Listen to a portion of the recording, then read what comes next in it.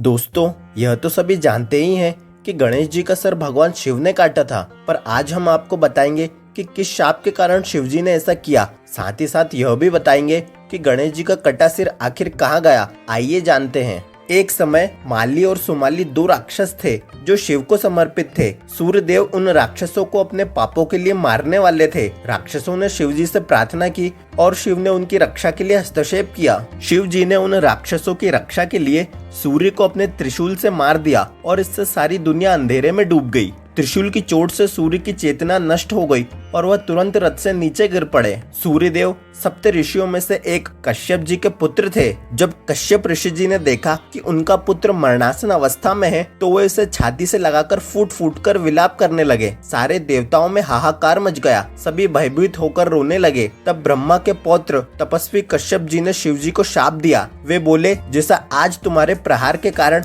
मेरे पुत्र का हाल हुआ है, ठीक वैसे ही तुम्हारा पुत्र का भी हाल होगा। तुम स्वयं ही अपने पुत्र का मस्तक काट दोगे। इसी शाप के कारण ऐसे संयोग बने कि महादेव को गणेश जी का सिर काटना पड़ा। दोस्तों, अब जानते हैं गणेश जी के जन्म की कहानी। हिंदू धर्म ग्रंथों के अनुसार गणेश जी की जन्म कहानी शिव पुराण और ब्रह्म वैवर्त पुराण में दी गई है। सबसे पहले हम शिव पुराण की बात करते हैं। एक बार जब देवी पार्वती स्नान करने की तैयारी कर रही थी, तब उन्होंने नंदी को दरवाजे पर पहरा देने का निर्देश दिया ताकि कोई भीतर न आ सके। कुछ देर बाद ही भगवान शिव वहां आ पहुंचे और उन्होंने नंदी को बाहर खड़ा पाया। भगवान शिव के प्रति अपनी वफादारी के कारण नंदी उन्हें भीतर जाने से रोक न सके। इस घटना से आक्रोशित होकर देवी पार्वती ने मन ही मन में तय किया कि उन्हें भी अपना एक रक्षक चाहिए। जिस तरह नंदी भगवान शिव के प्रति वफादार है, वैसे ही उन्हें भी कोई ऐसा चाहिए जो उनके प्रति वफादार रहे।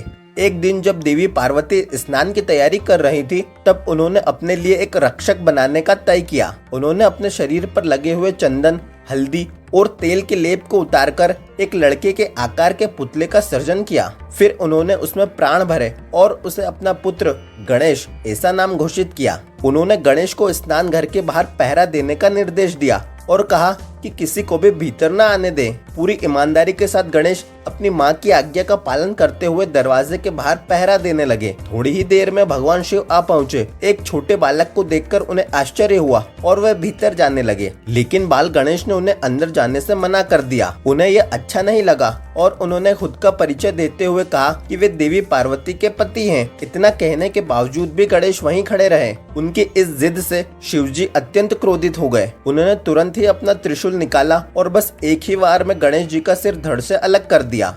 अब हम गणेश जी के जन्म की दूसरी कथा बताते हैं। ब्रह्म वैवर्त पुराण के अनुसार गणेश जी के जन्म के बाद जब सभी देवी देवता उनके दर्शन के लिए कैलाश पहुँचे, तब शनि देव भी वहां पहुंचे, लेकिन उन्होंने बालक गणेश की ओर देखा तक नहीं। माता पार्वती ने इसका कारण पूछा तो शनि देव ने बताया कि मुझे मेरी पत्नी ने शाप दिया है कि मैं जिस पर भी दृष्टि डालूंगा उसका अनिष्ट हो जाएगा, इसलिए मैं बालक की ओर नहीं देख रहा हूँ। तब माता पार्वती ने शनि देव से कहा कि यह संपूर्ण सृष्टि तो ईश्वर के अधीन है, बिना उनकी इच्छा से कुछ नहीं होता, अतः तुम भयमुक्त होकर मेरे बालक को देखो और उसे आशीर्वाद दो। माता पार्वती के कहने पर जैसे ही शनिदेव ने बालक गणेश को देखा तो उसी समय उस बालक का सिर धड़ से अलग हो गया। बालक गणेश की यह अवस्था देखकर माता पार्वती विलाप करने लगी। माता पार्वती की यह अवस्था देखकर भगवान विष्णु ने एक हाथी के बच्चे का सिर लाकर बालक गणेश के धड़ से जोड़ दिया और उसे पुनर्जीवित कर दिया। दोस्तों, अब हम आपको गणेश जी के कटे सिर के बारे में बताते हैं। देश विदेश में भगवान गणेश के जितने भी मंदिर हैं,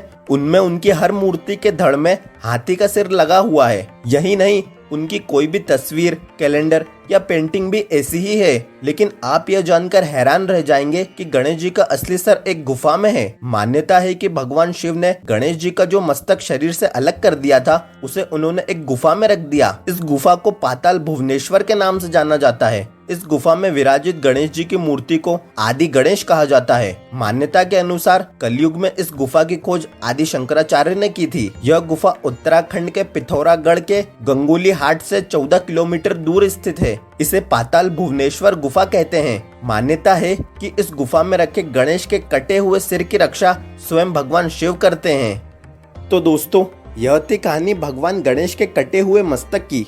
अगर आपको यह वीडियो पसंद आया है तो वीडियो को लाइक व शेयर जरूर करें। साथ ही अपने विचार हमें कमेंट करके बताएं और ऐसी दिलचस्प जानकारियों के लिए हमारे चैनल स्पिरिचुअल ज्ञान हिंदी को सब्सक्राइब करना बिल्कुल भी ना भूलें। धन्यवाद।